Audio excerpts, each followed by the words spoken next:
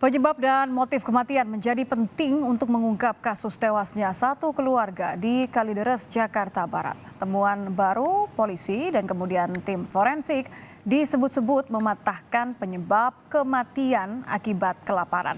Pertanyaannya, kalau ada beberapa motif yang kemudian dipatahkan terkait dengan pencurian mobil dan juga motif kelaparan, lalu apa motifnya? Sejauh mana kemudian hasil temuan polisi dari hasil forensik akan membuka teka-teki mengenai motif sebenarnya dari kematian 4 jenazah yang merupakan satu keluarga. Kita akan membahasnya bersama dengan dokter forensik USU Medan, Nasib Mangoloi Situmorang. Selamat malam Pak Nasib. Selamat malam, Nitya.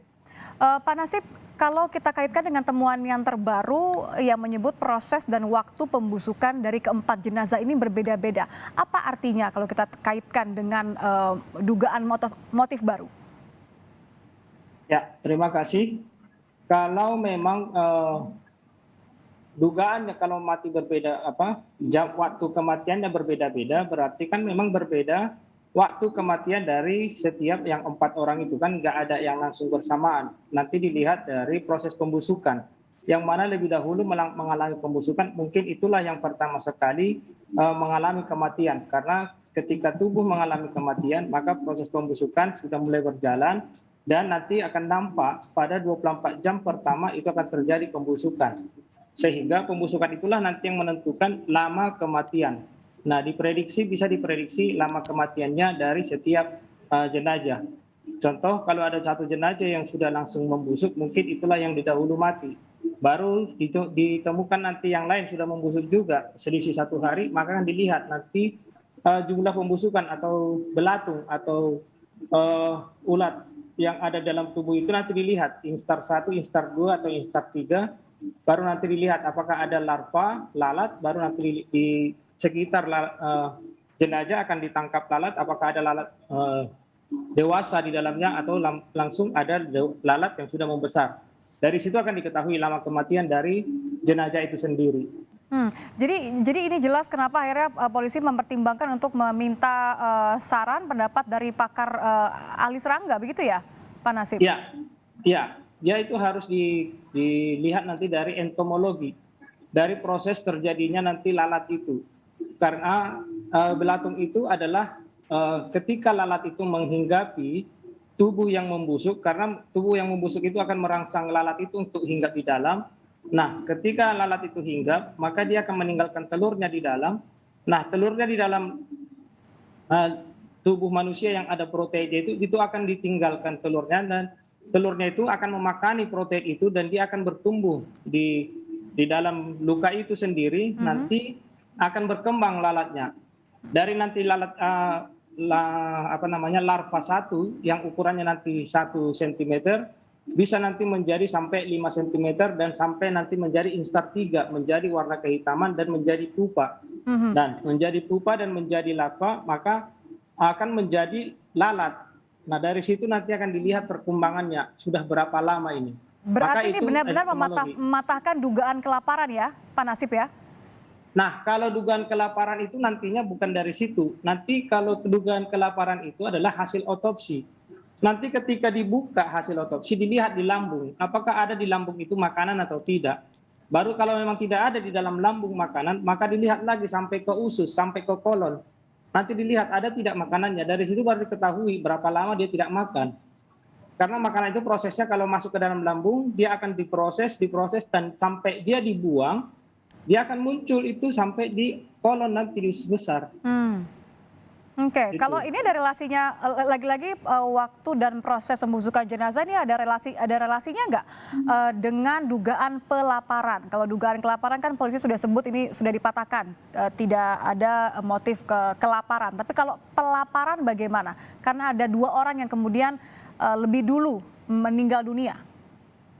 Nah, kalau dari situ kan nanti bisa dilihat, kalau biasanya itu otopsi nanti akan dibuka isi lambung, nanti isi lambung itu kosong atau tidak makanan, atau berisi apa dia di dalam, cairan ada tidak di dalamnya. Baru nanti ditelusuri lagi dari lambung sampai ke usus, nanti dilihat ada enggak proses makanannya, sampai nanti ke usus besar. Bukan Pak Nasib, maaf saya potong. Maksud saya adalah dugaan pelaparan. Jadi kemudian ada dugaan bahwa salah satu atau salah dua dari 4 jenazah ini yang kemudian memicu 2 lainnya mengalami kelaparan. Apakah kemudian ada relevansinya dengan temuan baru ini? Oh, kalau dengan temuan lalat itu tadi untuk terjadi pelaparan itu maksudnya. Iya betul, dan juga temuan lainnya ya, ada temuan mengenai struk belanja, kemudian ada sampah bungkus makanan yang dibuang di dalam rumah, temuan-temuan seperti ini, adakah relevansinya? Dengan kelaparan. Dengan pelaparan? Pelaparan tidak ada. Sengaja kemudian membuat korban lain atau jenazah lain kemudian meninggal dunia terlebih dahulu begitu, Pak Nasib? Tidak ada relevansinya seperti itu. Tidak ada. Kalau dia memang karena pelaparan atau kelaparan seperti itu, dia tidak ada niat untuk, biasanya itu tidak, kalau orang kelaparan dia akan berusaha untuk memakan atau meminum air putih sedikit pun pasti akan ada. Niatnya itu kan ada. Nah, ketika orang kelaparan dia akan pingsan sendiri karena jumlah glukosa dalam dirinya, dalam tubuhnya itu akan berkurang.